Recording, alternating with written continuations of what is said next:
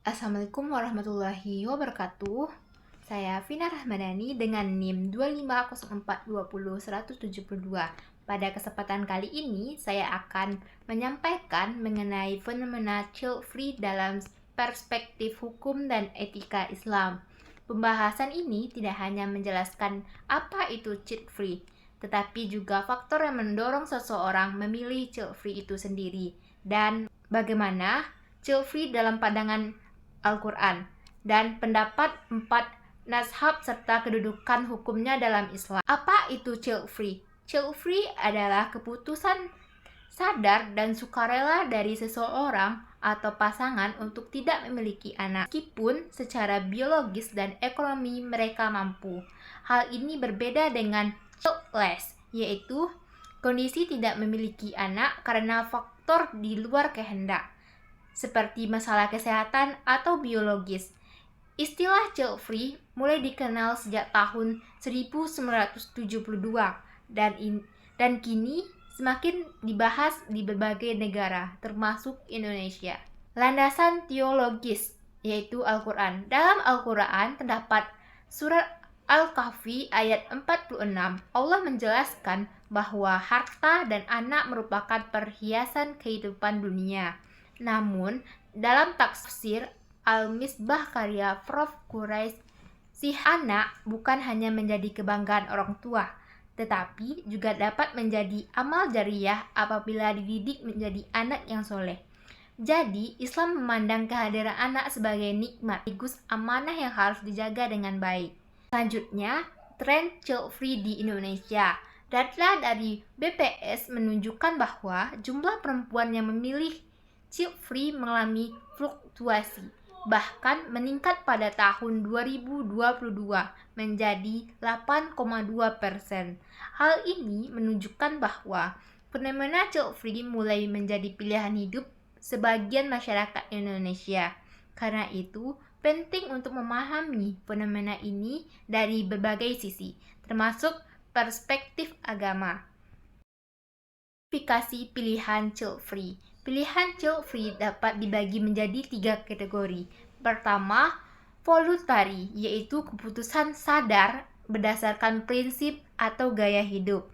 Kedua, temporary, yaitu hanya menunda memiliki anak karena alasan tertentu seperti pendidikan atau karir. Tiga, permanen, yaitu keputusan untuk memiliki anak sepanjang setiap kategori alasan hingga tidak bisa disamaratakan. Selanjutnya, faktor pendorong utama child free.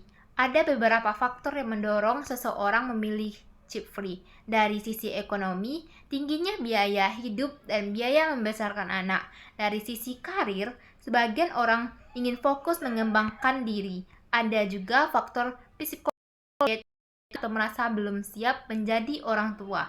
Selain itu, ada lingkungan, kekuatan Kristen dan populasinya. Analogi child free fikih. Dalam fikih, child free sering dianalogikan dengan praktik azal.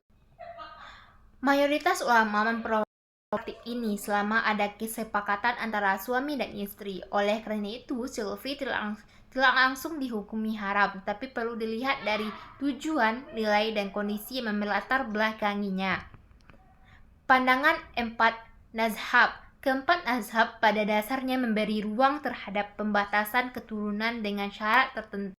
Mazhab Hanafi, Maliki, Syafi'i, dan Hanbali sama-sama menekankan pentingnya persetujuan suami istri dan adanya kemaslahatan. Artinya, tidak ada mazhab yang secara mutlak mengharamkan perbatasan keturunan jika dilakukan sesuai syariat. Maqasid Syariah dan Fiqh Al-Nas.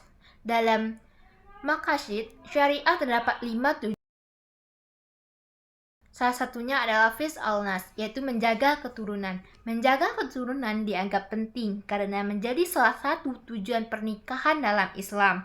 Hal ini juga diperkuat dalam hadis Rasulullah yang menganjurkan umatnya menikahi wanita yang penyayang dan subur agar umat Islam berkembang. Selanjutnya, kedudukan etis child free. Dari sisi hukum, Islam child free tidak selalu memiliki hukum yang sama. Bisa menjadi mubah jika ada alasan medis atau kondisi darurat. Bisa menjadi makruh apabila didasarkan pada alasan kesenangan duniawi tanpa alasan yang kuat. Namun, menjadi haram jika dilakukan melalui sterilisasi permanen tanpa alasan medis atau tujuan memutus keturunan selamanya. Selanjutnya, bagaimana upaya edukasi dan strategi menghindari maraknya child free di muka bumi. Sebagai solusi, diperlukan beberapa langkah seperti memperkuat bimbingan pranikah agar pasangan memahami tanggung jawab dalam membangun keluarga. Selain itu, meningkatkan literasi parenting agar calon orang tua lebih siap. Terakhir, membangun narasi positif melalui media sosial, mengenal pentingnya keluarga dan pengasuhan yang baik. Sebagai penutup, dapat disimpulkan bahwa Islam memandang anak sebagai amanah sekaligus investasi akhirat. Fenomena child free perlu dipahami secara bijaksana dengan mempertimbangkan kondisi, niat, dan tujuan seseorang. Oleh karena itu, hukum child free tidak dapat digeneralisasi, tetapi harus dilihat berdasarkan prinsip-prinsip syariat Islam. Baik, sekian penjelasan saya. Terima kasih atas perhatiannya. Wassalamualaikum warahmatullahi wabarakatuh.